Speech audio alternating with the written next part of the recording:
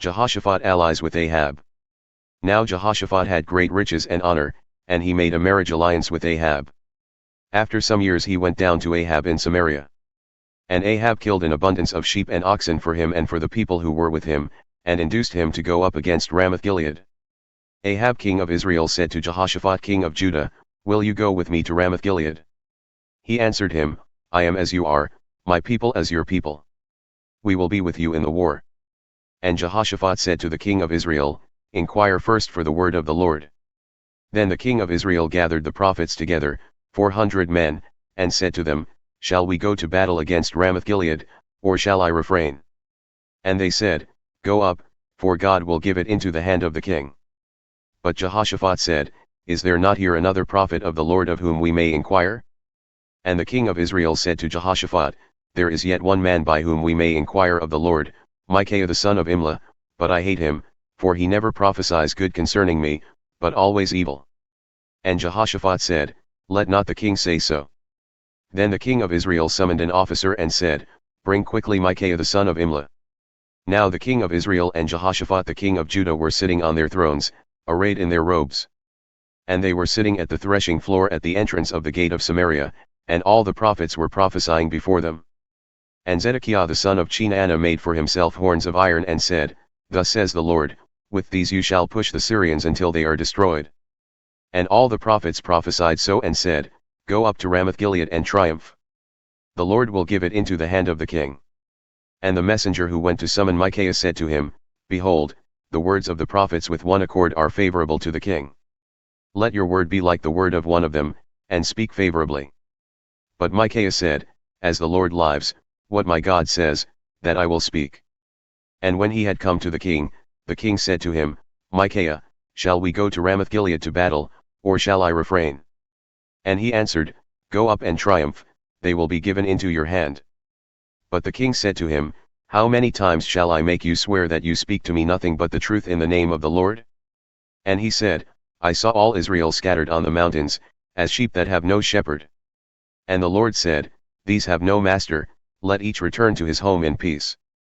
And the king of Israel said to Jehoshaphat, "Did I not tell you that he would not prophesy good concerning me, but evil?"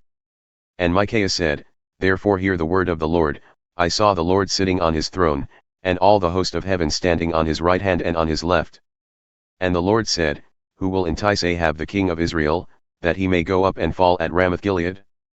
And one said one thing, and another said another. Then a spirit came forward and stood before the Lord, saying, "I will entice him." And the Lord said to him, "By what means?" And he said, "I will go out, and will be a lying spirit in the mouth of all his prophets." And he said, "You are to entice him, and you shall succeed, go out and do so. Now therefore behold, the Lord has put a lying spirit in the mouth of these your prophets. The Lord has declared disaster concerning you." Then Zedekiah the son of Chenaanah came near and struck Micaiah on the cheek and said, "Which way did the Spirit of the Lord go from me to speak to you?" And Micaiah said, "Behold, you shall see on that day when you go into an inner chamber to hide yourself." And the king of Israel said, "Seize Micaiah and take him back to Amon the governor of the city and to Joash the king's son. And say, Thus says the king, Put this fellow in prison and feed him with meager rations of bread and water until I return in peace." And Micaiah said, "If you return in peace, the Lord has not spoken by me." And he said, "Hear, all you peoples, the defeat and death of Ahab." So the king of Israel and Jehoshaphat the king of Judah went up to Ramoth-gilead. And the king of Israel said to Jehoshaphat, "I will disguise myself and go into battle, but you wear your robes." And the king of Israel disguised himself, and they went into battle. Now the king of Syria had commanded the captains of his chariots, "Fight with neither small nor great, but only with the king of Israel." As soon as the captains of the chariots saw Jehoshaphat, they said, "It is the king of Israel." So they turned to fight against him. And Jehoshaphat cried out, and the Lord helped him, God drew them away from him. For as soon as the captains of the chariots saw that it was not the king of Israel, they turned back from pursuing him. But a certain man drew his bow at random and struck the king of Israel between the scale armor and the breastplate. Therefore he said to the driver of his chariot, "Turn around and carry me out of the battle, for I am wounded." And the battle continued that day, and the king of Israel was propped up in his chariot facing the Syrians until evening. Then at sunset he died.